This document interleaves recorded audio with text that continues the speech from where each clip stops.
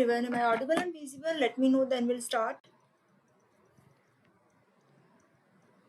Am I audible and visible?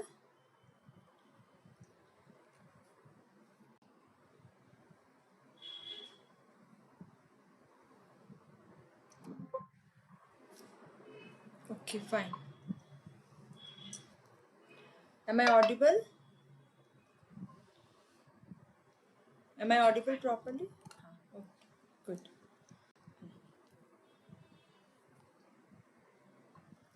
So, hello everyone, welcome to Unacademy Future Doctors. I myself Dr. Deepthi Karya. I am MD PhD Physiology and I am your faculty for Physiology. Now, let me explain in brief about our subscription and some other details. We are providing NEET PG notes. These are the comprehensive notes for next, and these are available for more than 12 months subscription. Okay. Also, another important announcement here is if you are taking 1 year subscription and above, you will get 6 months extension. Okay, so there is no break in your learning. You can continue to learn with Unacademy. You can subscribe using my code DIPTI10 and you will get not 10% for 3 days. We have an offer. You will get 20% off. Okay, fine. Now some details. We have two kinds of subscriptions: Plus subscription and Iconic subscription. In Plus subscription, you can access both live and recorded classes. You can study on the device of your choice. You can learn from India's top educators. Access Question Bank 3, Question Bank with more than 25,000 questions. You can compete in live tests as well as quizzes. And second is our Iconic subscription. Here your access to the best from two of the best. And which are these two? One, that is Unacademy and Prep Ladder. With Unacademy here, all the features I have explained. And second, that is Unacademy and Prep Ladder. With Prep Ladder here, you can have clinical and integrated essentials, video lectures from the Dream Team, Question Bank 3 with active guidance, system tags, and much more, rapid revision and snapshots and treasures, and 2021 Dream Notes. These are our NEET PG September 21 toppers. These are FMG toppers. This is about our store. We also have added certain features in our special class. We made the class interactive and live. You have facility, poll for the learner, raise a hand, never miss a class as you are always notified. You can get lecture notes and you can access the class at anywhere and at any time. Huh.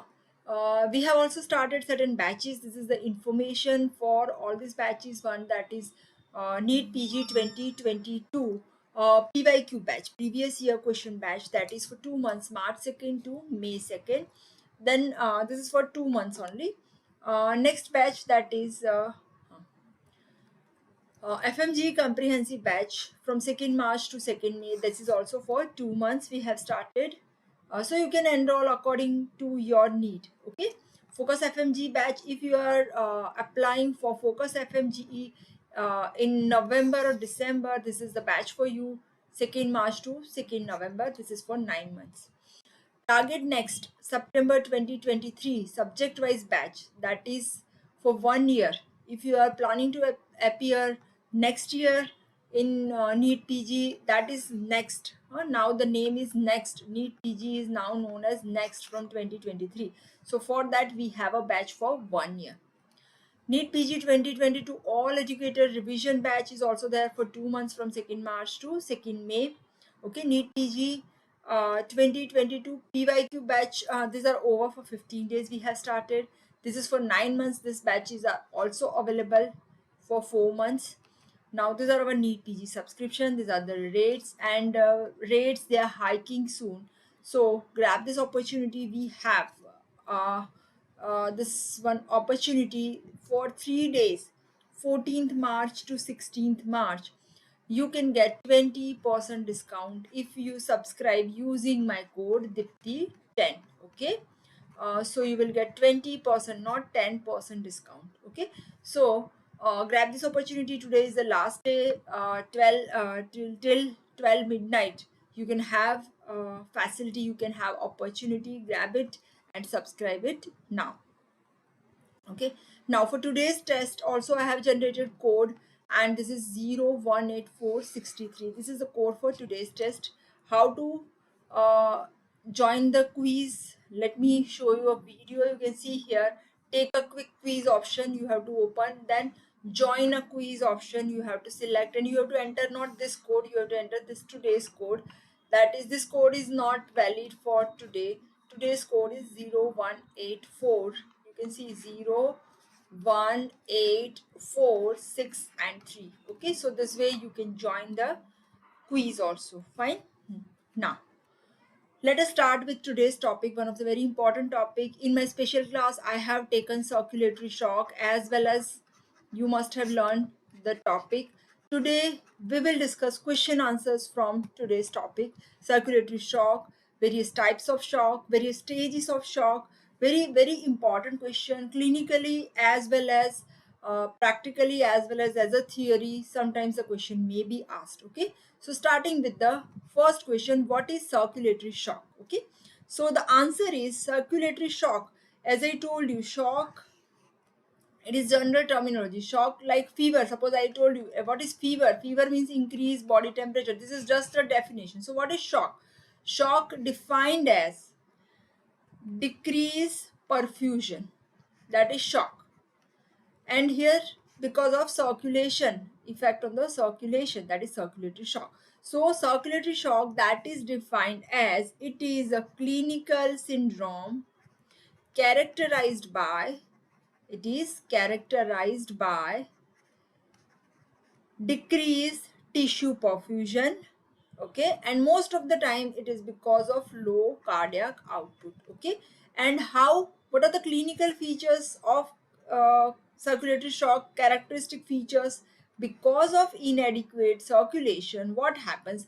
Vital organs are not getting blood flow. Which are our vital organs? They are our liver, kidney, heart, and brain. Okay, so these vital organs are affected. Fine. Now, next is, what are different types of shock? Different types of shock, they are one, that is decreased volume. So hypovolemic shock. First type of shock, that is hypo. Just a minute, let me write. Hypovolemic shock. Volume is reduced.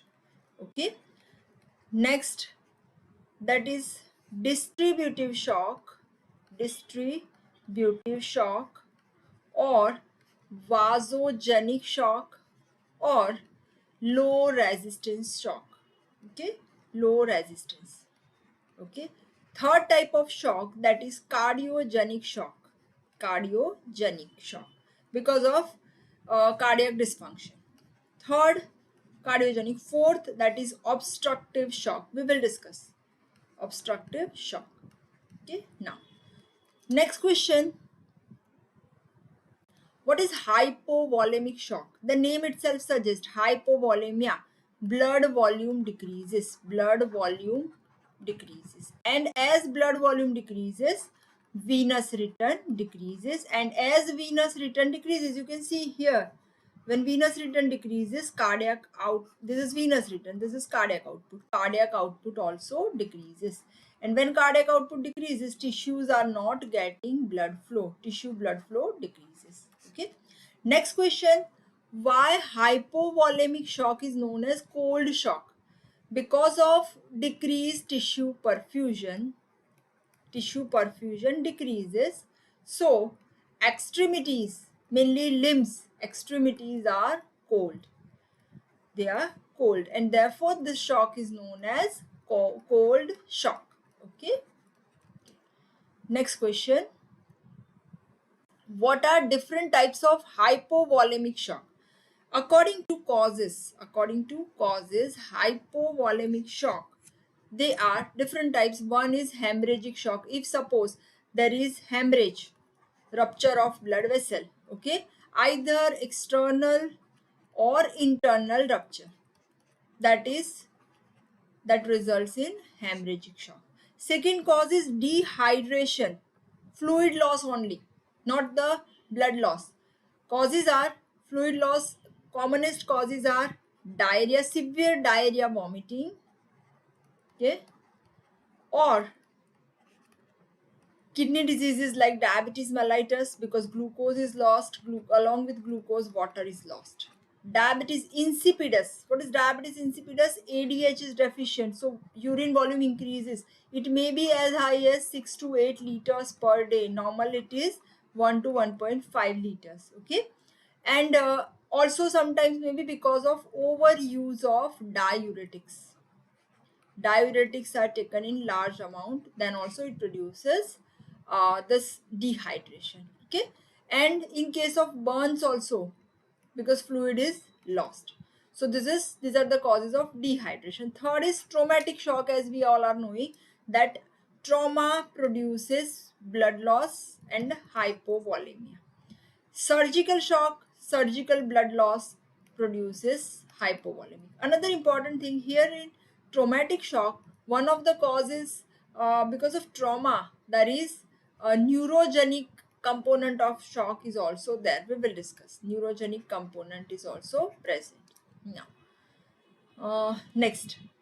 What are the characteristic features of hypovolemic shock? What happens in hypo means volume decreases. Okay, so first is hypotension, that is decreased blood pressure.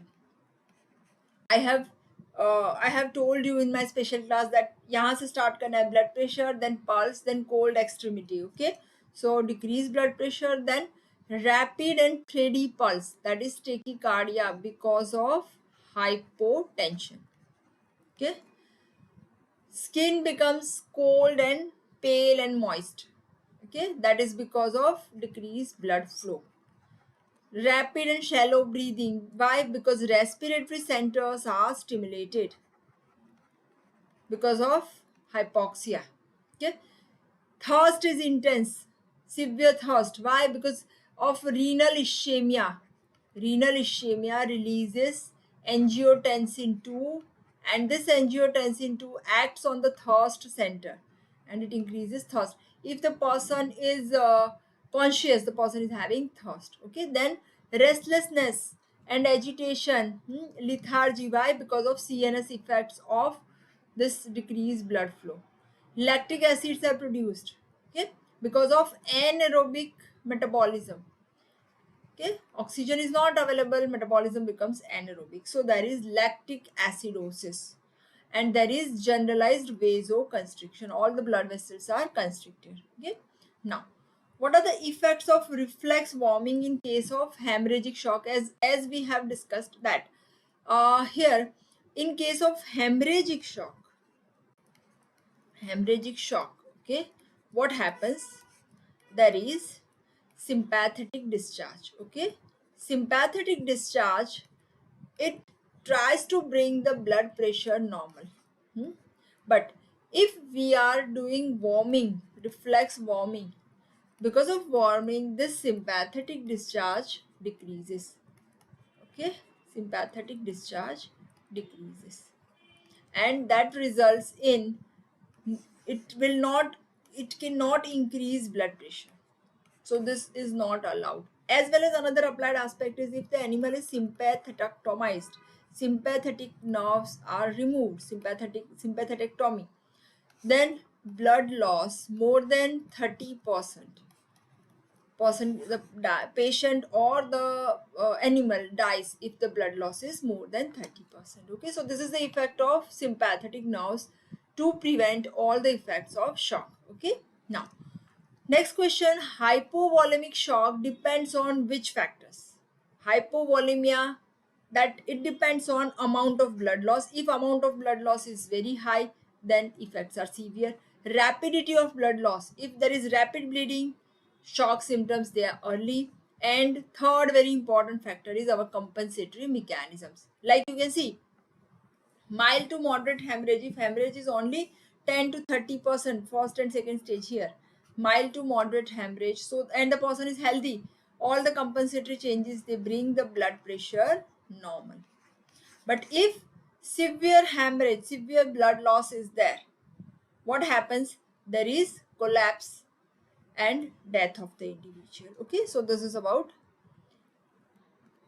Now, what is the mechanism of development of shock?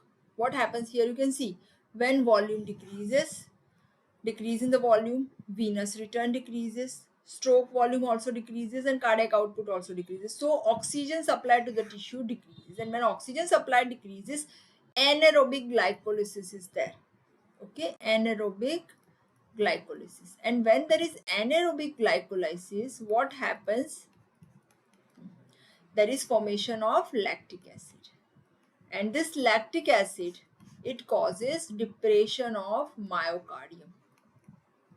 So further myocardium gets depressed, there is no there is decrease myocardial contraction.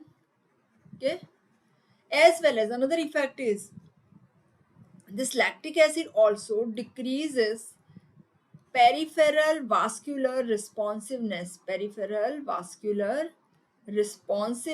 to catecholamines. Means catecholamines, they will not produce vasoconstriction. So vasoconstriction cannot occur, and because of that, the person is having fall in the blood pressure, and the vicious cycle continues. Okay, now next type of shock, that is low resistance shock. What is it? What is low resistance shock or distributive or vasogenic shock? Here the cause is neural reflexes, either nerve reflexes or toxic substances. Okay, because of this, what happens? There is vasodilatation. Here you can say that cardiac output is normal. Cardiac output is normal, but vessels are dilated. So the cardiac output which heart is pumping is not sufficient. And this is the shock without blood loss. And here extremities are warm, and therefore the shock is known as warm shock. Okay, now what are the different types of low resistance shock? Here this low resistance shock depends on the causes. Either it is because of marked decrease in the sympathetic vasomotor tone. Sympathetic vasomotor tone decreases. You can see here sympathetic fibers, they are important for vasoconstriction. If this tone decreases, then there is vasodilatation. Or pronounced increase in the parasympathetic tone. Okay, so if parasympathetic nerves are increased, parasympathetic tone increases, parasympathetic, they cause vasodilatation. So there is widespread vasodilatation that results in decreased tissue perfusion, and this is parasympathetic, widespread parasympathetic or vagal tone, that is known as vasovagal syncope. I think you must have heard that sometimes some bad news is there and the person falls down. What is the reason? Because of excessive vagal discharge, and this vagal discharge causes vasodilation. When there is vasodilation, blood is pulled in the periphery, and when blood is pulled to the periphery, what happens? Brain is not getting blood, and the person falls down and becomes unconscious. Okay.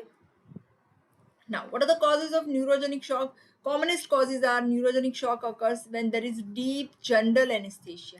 Why deep general anesthesia produces neurogenic shock? Deep general anesthesia depresses your vasomotor center. So there is vasomotor. There is a neurogenic shock. Second, spinal anesthesia. The spinal anesthesia also blocks sympathetic outflow. So there is neurogenic shock. Third, brain damage. If there is damage to the brain areas, either there is contusion or any kind of injury, okay, so that results in inactivation of vasomotor neurons. Okay, and when vasomotor neurons are inactivated, there is neurogenic shock. Okay, fine. Now, what is anaphylactic shock? Anaphylaxis, that is, you can say that severe form of hypersensitivity reaction, or you can say severe form of allergic reaction. What happens here in anaphylactic shock? Because in anaphylaxis, there is release of, you can see here, there is allergen, this is allergen, and this is antibody. Okay, this is not antigen, this is allergen. Okay, allergen and these antibodies are known as reagins. So these allergen reagin complexes, they occur on the surface of mast cell or basophil. And when this allergen and reagin complexes are formed, what happens? There is breakdown of the cell membrane of mast cell. So what happens? There is release of inflammatory mediator, histamine, serotonin, histamine, bradykinin, prostaglandins. Okay, they all are released. Okay, and because of that, what happens? There is vasodilatation. Blood vessels are dilated. So that is one of the cause. Second thing, what happens is capillary permeability increases. So fluid comes out of the blood vessel, and that also produces hypovolemic shock.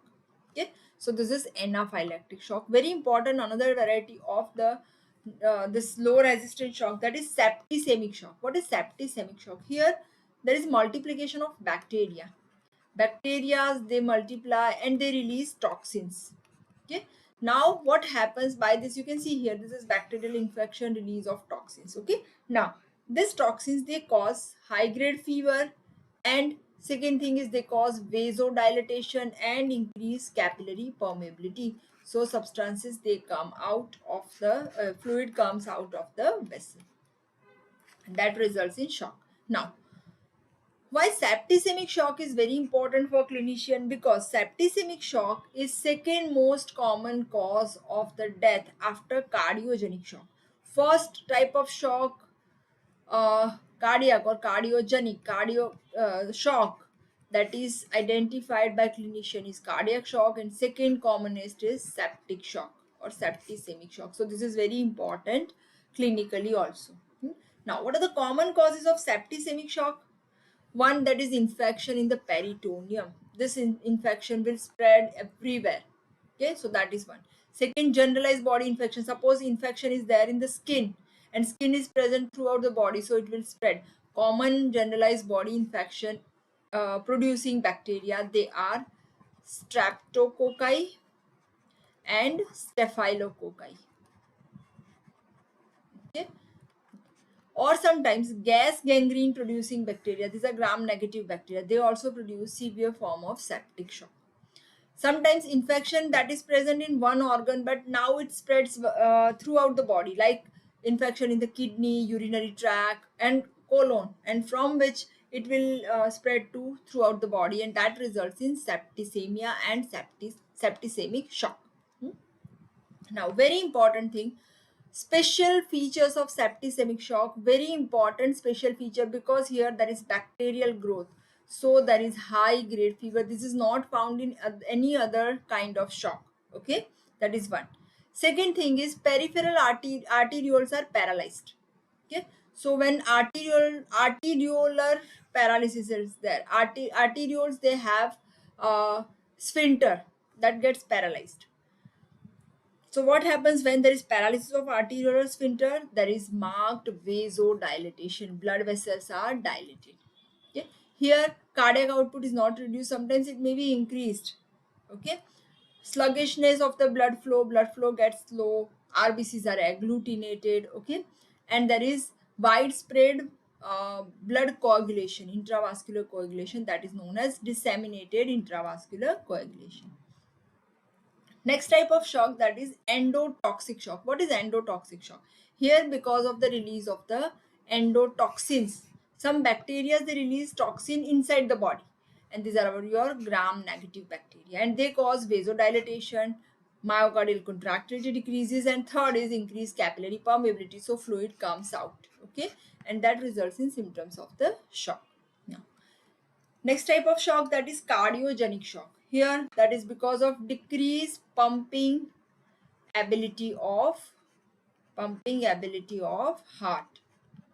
Okay, and causes are, what are the causes of cardiogenic shock? Commonest is myocardial infarction. If there is arrhythmia, if there is any congenital heart disease or valvular disease, that results in cardiogenic shock. Next is, what is obstructive shock, or this is also known as extracardiac shock. This obstructive shock, it causes that, this is here, there is no defect in the heart, but outside the heart there is external pressure on the heart, and when external pressure increases, suppose this is your heart and outside pressure increases, what happens? Ventricles cannot be filled properly, venous return decreases, and as venous return decreases, cardiac output decreases. So here extra cardiac factors, they decrease venous return and decrease cardiac output. Okay, and what are the causes for obstructive shock? They are either there is pulmonary embolism, pulmonary circulation has got emboli, or pericardial effusion, that is known as cardiac tamponade. Okay, or constrictive pericarditis.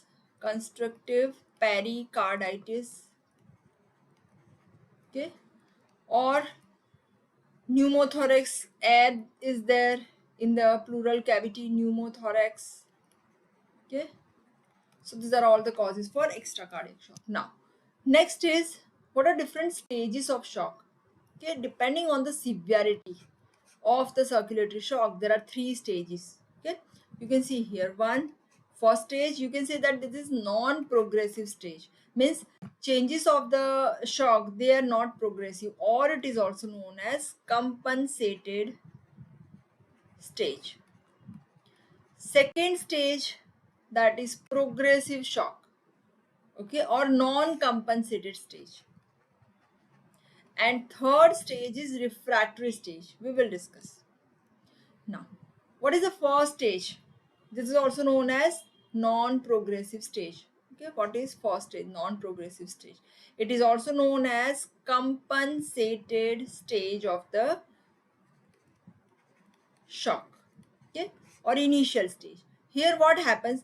There is moderate decrease in cardiac output. Okay, so here what happens? If there is hypovolemia, blood loss is there, but this blood loss is only 10 to 15% of total blood volume. Okay, so here, and if the individual is healthy, so what happens? The individual can maintain normal cardiac output. So this stage, up to this blood loss, there is no harmful effects are there. Okay, this whatever changes occur, they are compensated by, you can see here, renin-angiotensin mechanism, baroreceptor mechanism, ADH, and all. So here, what are the stages of compensatory mechanisms? Okay, there are three stages. Number one, rapid acting, rapid compensatory mechanism. They are our this baroreceptors and chemoreceptor mechanism. Second is intermediate acting. This is same like blood pressure regulation. Intermediate acting mechanisms, they are stress relaxation and reverse stress relaxation and capillary fluid shift mechanism. And third is long term, that includes your renin angiotensin mechanism. Okay, now next, what are these rapid compensatory mechanisms? Rapid compensatory, as I told you, they are baroreceptors, chemoreceptor mechanism. Rapid, the itself rapid compensatory mechanisms itself are known as they are immediately acting. Hmm? Immediately acting because these are nervous mechanisms. Okay, and they maintain blood flow. How? You can see here, suppose there is shock, blood pressure decreases, so impulses are transmitted from baroreceptors. I think all of you are knowing carotid, sinus, and aortic arch. Okay, this through baroreceptors, impulses are transmitted to the vasomotor centers in the medulla, and what they cause, because your blood pressure is reduced, now they cause the effect to increase blood pressure by doing vasoconstriction. When veins are constricted, venous return and cardiac output increases. Arteries are constricted, peripheral resistance increases. Also, the sympathetic effect causes heart stimulation, heart rate and force of contraction also increases. Very important thing here is vasoconstriction is more marked in cutaneous circulation, so you feel cold and blue skin. cutaneous circulation. That is one. Second, also found in splanchnic circulation. Then renal circulation and skeletal muscle.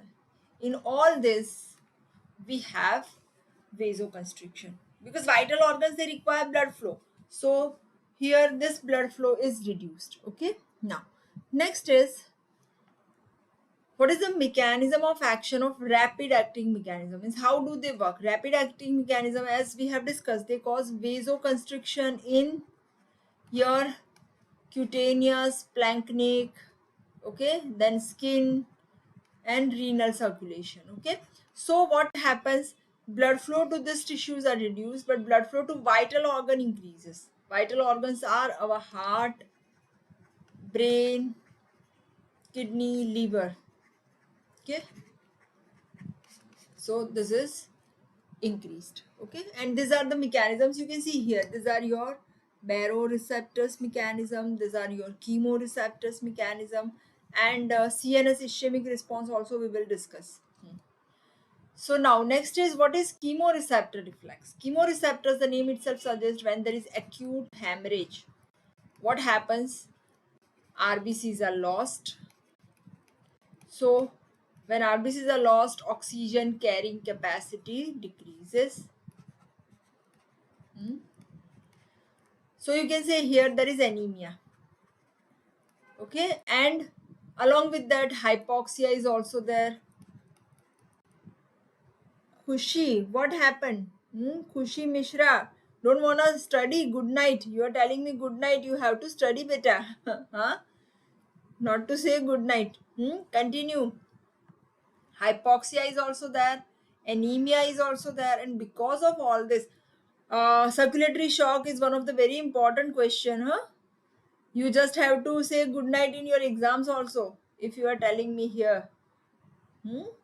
Fine. So oxygen carrying capacity decreases, anemia is also there. Because of all this, what happens? There is stimulation of vasomotor. Okay, fine. You are in 12th standard. I wish you will be my student next year. Okay. So there is vasomotor centers, they are stimulated, and because of vasomotor center, there is vasoconstriction. Okay, there is vasoconstriction. Okay, and this reflex, chemoreceptor reflex, is uh, chemoreceptor reflex is activated when your blood pressure is less than 60 millimeter of mercury. Okay. Now next is, what is CNS ischemic response? CNS ischemic response, that is also known as the last ditch stent. Here what happens? When blood pressure falls very low, okay, blood pressure is less than 50 millimeter of mercury, what happens? There is severe. Hello Avinash, good evening beta. Welcome to my class. So when blood pressure is very low, okay, because of severe hemorrhage, what happens? There is cerebral hypoxia, so strong stimulation of vasomotor centers, and they cause powerful vasoconstriction.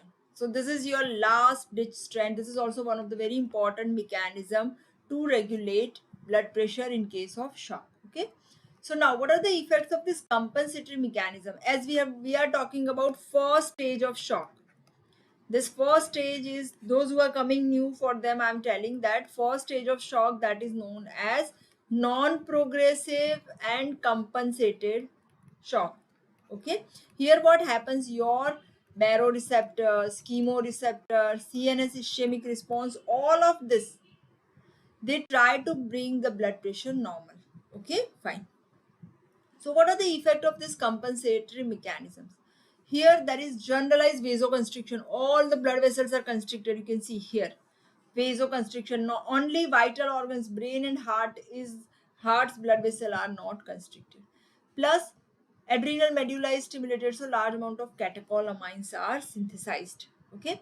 And because of this, venous return increases, so cardiac output also increases. Okay.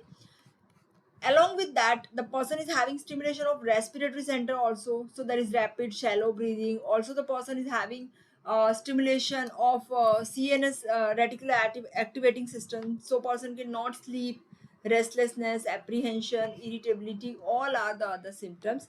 Other symptoms also, the person is having pale, cold and moist skin.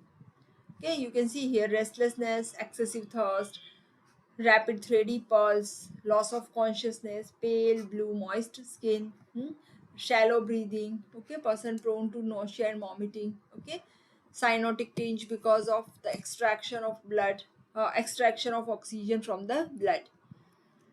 Now, what are the effects of renal vasoconstriction? When renal vessels are constricted, what are the effects? You can see afferent and efferent arterioles both are constricted. Okay, here. Why?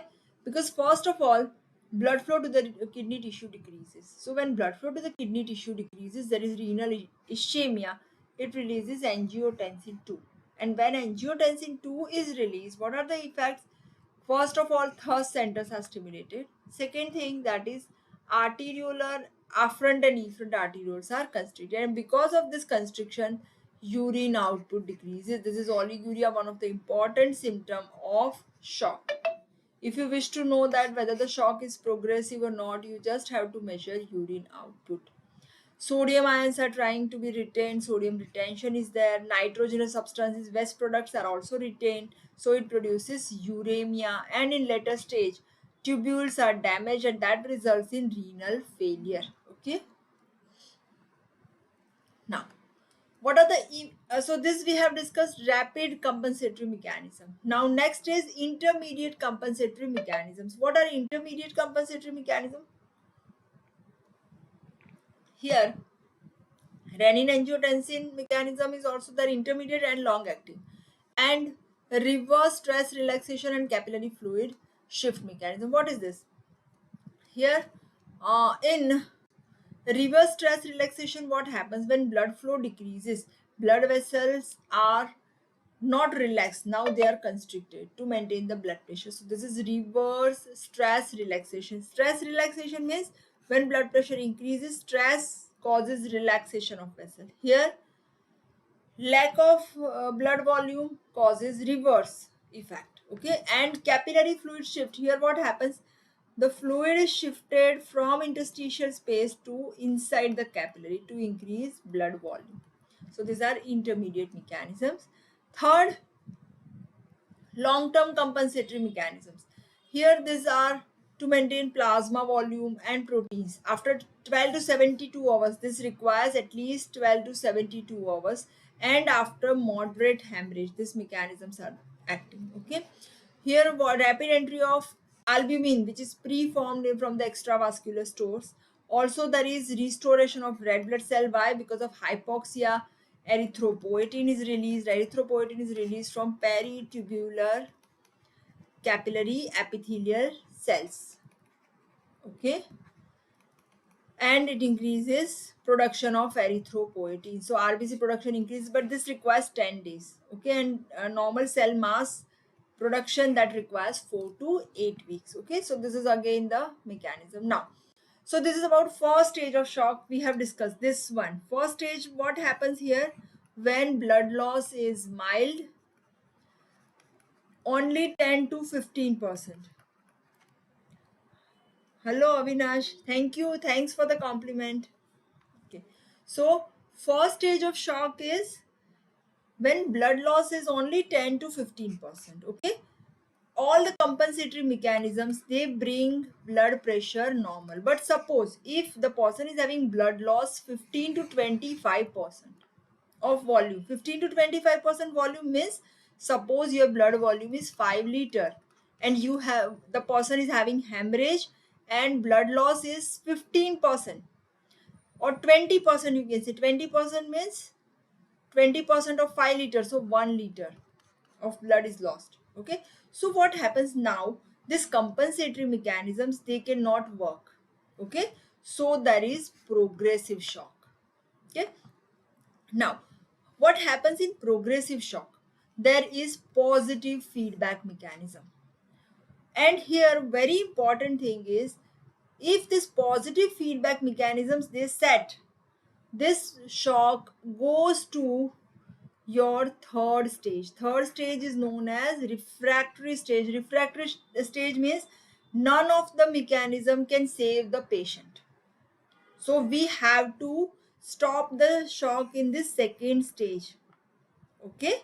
So first stage is when mild changes are there. Second stage is when blood loss is severe.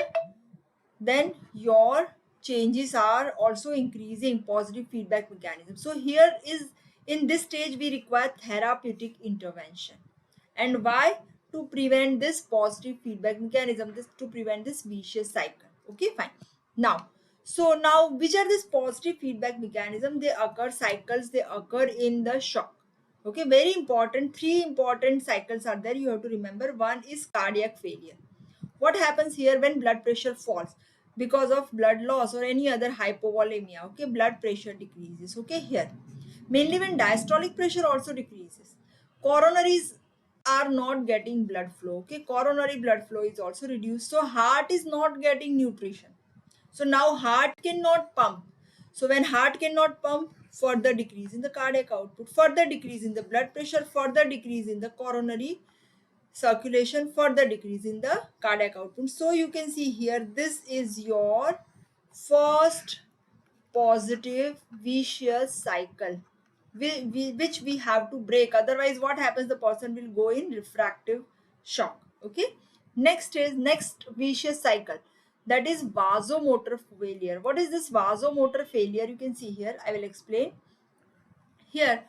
Because severe fall in the blood pressure, when blood pressure decreases very low, so what happens, suppose blood pressure decreases, your brain is higher than your heart. This is your heart, this is your brain. So brain requires blood to flow with pressure, but here you can see blood pressure is less.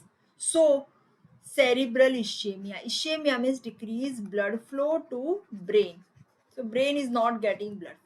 So now your vasomotor centers which are present in the medulla, they are not getting blood flow, so now they will not work. What is the function of vasomotor center? They cause vasoconstriction. So now vasoconstriction is not possible, so again there is vasodilatation. When what happens when there is vasodilatation? Blood is pooled in the periphery. Again when blood is pooled in the periphery, not getting blood, our brain is not getting blood. Again this is your vicious cycle, less blood, less vasomotor center, less vasoconstriction, again vasodilatation, blood is pulled to the periphery. So this is second vicious cycle, vasomotor failure. First is cardiac failure. Okay, second is vasomotor failure. Third, peripheral circulatory failure. What is this peripheral circulatory failure? Here what happens, there is intense vasoconstriction. Where vasoconstriction? As we have discussed, because our sympathetic nerves try to cause vasoconstriction in some of the non-vital organs. Non-vital organs are our skin, our kidneys, sorry, skin, then GIT, okay, then splanchnic circulation. Okay, so what happens here, because of vasoconstriction, there is hypoxia and accumulation of, sorry, I have just I have a battery shortage, like just wait for a minute, let me connect my laptop to. So here, huh, fine, huh. So here what happens, because these organs are not getting blood flow, so what happens, there is hypoxia, and when hypoxia is there, waste products are accumulated. You can see waste products are accumulated. When waste products are accumulated, they cause vasodilatation and leakage of the fluid comes out. Okay, and when fluid comes out, again decreased blood volume, less blood volume, again hypoxia and accumulation of waste products. So this is third vicious cycle. First vicious cycle is cardiac failure, second vicious cycle is vasomotor failure, third is peripheral circulatory failure. Okay, now another important mechanism here is sludge blood. Very important word here. Blockage of small vessels or sludged blood. It happens in shock, and that is responsible for, yes, this is sufficient, more than sufficient, beta. If you prepare my lecture, today's lecture, for circulatory shock, You can write down your long question as well as short questions in the MBBS. But here some things are left, beta. Treatment part is left, stages of shock is also left. Let me finish this. Okay, fine. Sludge blood causes shock to progress. Now, what is this sludge blood? Sludge blood, that is sludge blood flow. That is when blood flow is sluggish. Okay, small vessels, micro vessels, because of the sluggish blood flow, they are getting blocked, and because of blockage, the shock progresses. Another important thing is, although blood flow is less, but tissues metabolism, they are continue, so large amount of acids are there, and because of local acids which are generated, they increase acidity, and because of acidity, again requirement of oxygen increases, that is not provided. Okay, another thing here, you can see, because acids are produced, waste products are produced, they cause blood agglutination also. So another effect is blood clots are formed, so small plugs are there in welcome beta Avinash, thank you so much for appreciating. Okay, so minute vessels, they are also, you can say that they're plugged. Okay, another important thing here is not only plugging, but sometimes one another factor is there. Blood cells, RBCs mainly, they stick to one another, so they will not flow normally, difficulty in flowing of the RBC, and that is also reason for sludged blood. Okay, now what is the effect of progressive shock on various body tissue? Okay, progressive second stage. Okay, progressive shock, what happens, mainly our tissues which are having highest metabolism, important one is our liver cells are affected. Other tissues are lung and heart are also affected, because they require more oxygen. Hepatic cells, their metabolism is high, and a second thing is they are exposed to toxins very fast, and therefore they require more oxygen, they require more blood flow, so these tissues are commonly affected, they are liver, lung and heart. Okay, now what are the cellular damaging effects? Damaging if cellular effect inside the cell, as we all know that on the cell membrane we have sodium potassium pump. Okay, so when we don't have ATP, what happens, your sodium potassium pump is not acting. So what happens, the second effect is cell is swollen, because what is the role of sodium potassium pump? It pumps 3 sodium ions out and 2 potassium ions in. For that it requires ATP, and this for ATP we require aerobic glycolysis. Aerobic glycolysis means oxygenated glycolysis, but oxygen is provided by blood, and blood is not flowing properly, so this is lost. What happens, sodium ions are accumulated, they are not going out of the cell, along with sodium water is also accumulated, and that results in swelling of the cell.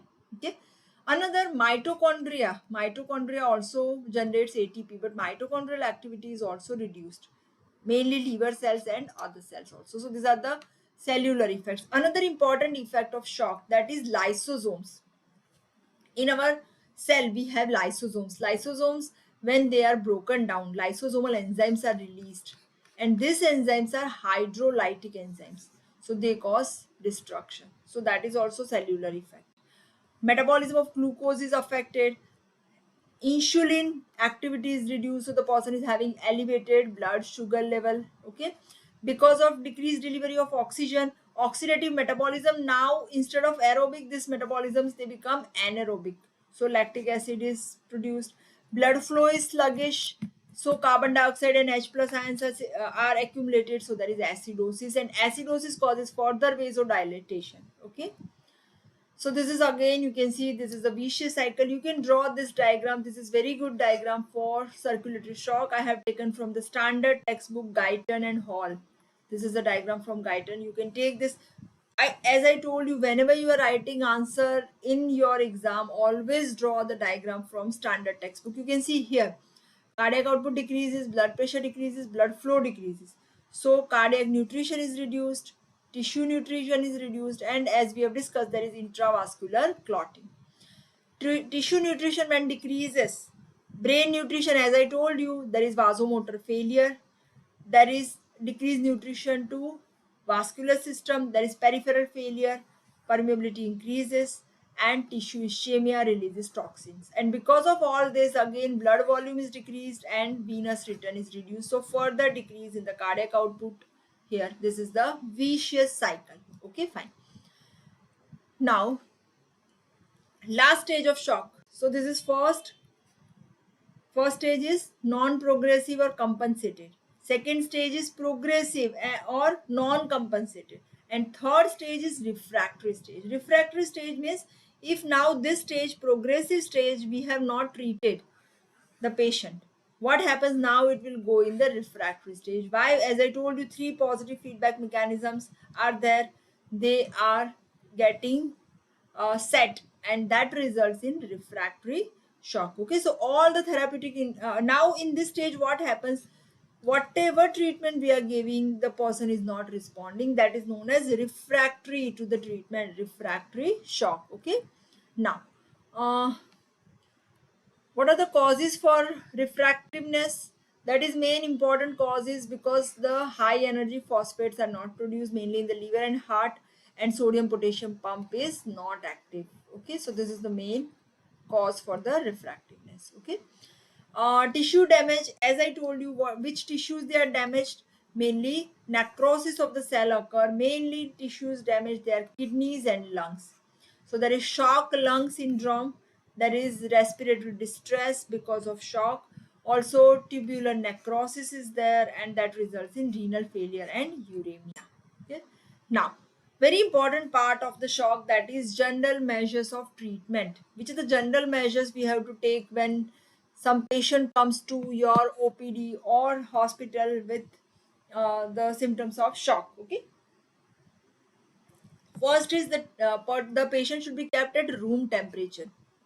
Okay, not in very cold or hot temperature, because very cold temperature causes vasoconstriction and peripheral blood vessels are not getting blood flow, and warm temperature causes sympathetic failure. Second very important thing is this position is given. This is known as Trellenberg position.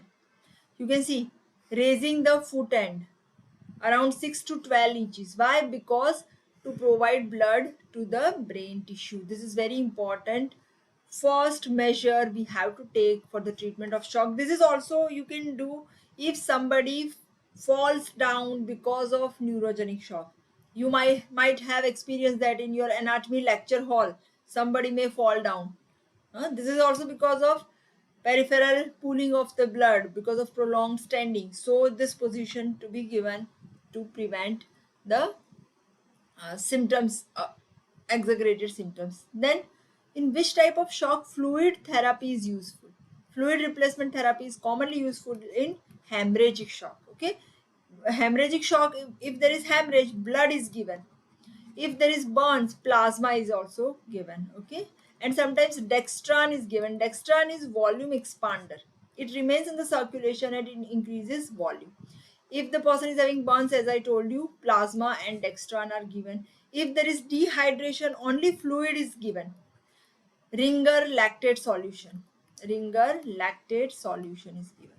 Okay, so this is second way of treatment. Now, what is this dextran and what is the advantage of dextran in the patient of shock? This dextran is large polysaccharide polymer of the glucose. As I told you, it remains inside the circulation. Suppose if you have given dextran, it remains here. It will not go out, but it will bring the fluid inside. So this is known as volume expander. It expands volume, expander. Okay, and it is not non-toxic. Commercially also dextran is available. Okay. Now, another treatment, that is sympathomimetic drug. The drugs which is having sympathetic like action. And which type of shock it is useful? It is not useful in hemorrhagic shock because it causes vasoconstriction. Okay, but it is useful in neurogenic and anaphylactic shock. Why? Because in neurogenic shock, the symptom is, as we have discussed, vasodilatation. So we require vasoconstriction. So we require this this sympathomimetic drug. Okay, as well as anaphylactic shock. In anaphylactic shock also, because of hypersensitivity, there is vasodilatation.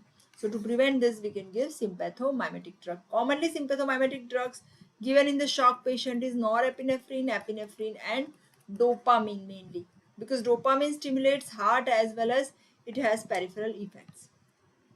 Now, what is the role of oxygen? Oxygen is not much beneficial. Why? Because tissue perfusion is reduced, not oxygenation. But sometimes, in case of hypoxia, oxygen therapy is beneficial. If the symptom is hypoxia, it is beneficial. Now, what is the role of glucocorticoids? These are having life supportive roles, glucocorticoids. Because these glucocorticoids, how do they work? Number one, they increase strength of the heart muscle. So cardiac contraction increases. Second, very important thing, we have discussed in the pathology of shock that lysosomal membranes, they are ruptured. So this lysosomal membrane is stabilized by glucocorticoids. So when lysosomal membranes are stabilized, then lysosomal enzymes are not released and the symptoms of the shock are reduced. Third is, it also provides glucose. Glucocorticoids, they increase blood sugar level. So blood sugar level, when it is increased, this blood glucose is available to the damaged cell. Okay, so these are three mechanisms. Glucocorticoids are one of the life-saving drug in case of anaphylactic shock. So this is all about today's class. I hope you all have enjoyed. If you could not attend my class, please watch this video. This is one of the very important topic. Thank you, beta Avinash. This is one of the very important topic. You can share with all your friends. You can share link of this video. One of the very important topic for first MBBS students as well as in NEET, PG and UG. This is one of the very important topic. Thank you so much. If you like my video, you can like it, you can share with all your friends, and you can subscribe our channel on Academy Future Doctors. Thank you.